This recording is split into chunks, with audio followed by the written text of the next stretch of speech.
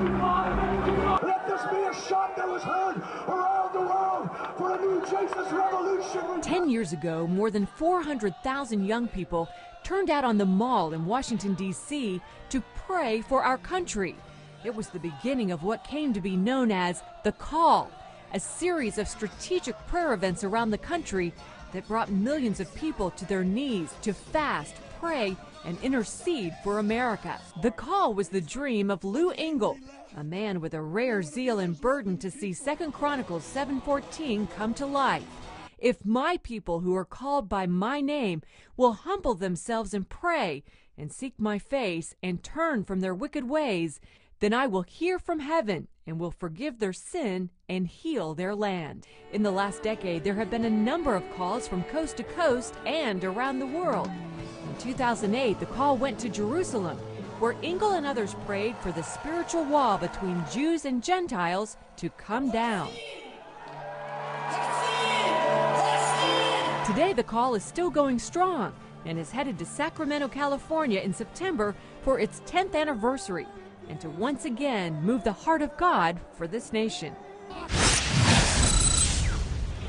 And joining us now is Lou Engle of The Call, a ministry that's been holding large prayer events throughout the U.S. and the world. Well, Lou, it seems like the problems that we're facing today, unemployment, massive unemployment, really, yes, the economy, this oil spill, in the Gulf, nobody has the answer to fix these problems. What's going on? Well, I can't say that I know, but I do know this. There were 3.5 years of a famine during the days of Elijah. It shook a nation and prepared them to return to God. I'm not saying God's doing these things. What I am saying, though, there is something going that's way beyond the norm here. And I feel it's shaking America, and it could be creating a desperation for God and for the Great Awakening that we've been so desperately seeking all these years. Now, speaking of the oil spill in the Gulf, now several governors from that region have asked people to pray. That's unprecedented. Would leaders of that caliber start calling on people to pray? That's a good thing. It's stunning that 4 governors would call solemn assemblies. This sounds like the America of our forefathers. This, to me, is what happens when the Bible says when there's judgments in the land, the people learn righteousness. We begin to get shaken. We don't have an answer. Oil spills can't be plugged. God, that's what we need. I think God's going to use this. How should we as believers be praying for our nation? Because we know that as the church goes, so goes the nation.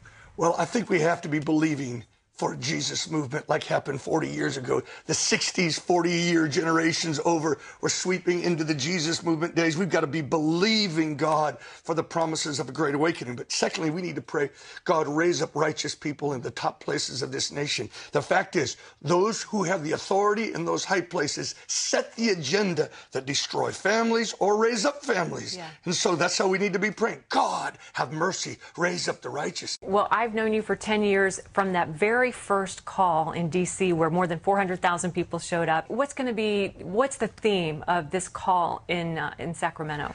Well, I feel like it's a bookend kind of moment. We're calling those Nazarite, those consecrated ones, all those young people, all across America for the last 10 years. We're saying it's a national solemn assembly. We must go to the sacrament, renew covenant. We need to cry out to God for Jesus movement. That's our expectation, a great awakening. And so I feel we're really in a massive critical moment, and this could be a turnaround. I believe in the power of solemn assemblies to turn things around in the darkest hour. Now, what should we be praying for our nation? How should Christians be praying right now? Well, I believe that right now we need to be praying for these elections. So then we need to pray, God, have mercy on these elections. We need righteous people to be raised up. Secondly, I believe that we have to be praying for souls. Thousands, millions of souls to be saved. This is how you turn nations. Lou, what's your prediction for what's coming in the next months, years? What's God been speaking to you? Well, I'm still holding the promises of God. When he spoke to me 10 years ago, that dream, I was overwhelmed with the impossibility of seeing America turn back to God.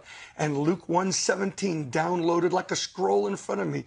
He will turn the hearts of the fathers to the children and the rebellious back to the wisdom of the righteous. I woke up and the Lord spoke to me. What I am pouring out in America, stronger than the rebellion. I still believe it, Wendy. All right, so be in California. Sacramento. Sacramento. September 3rd. Lou Engle, always a pleasure. God bless you. Thank you. Bless you, Wendy. So good to see you.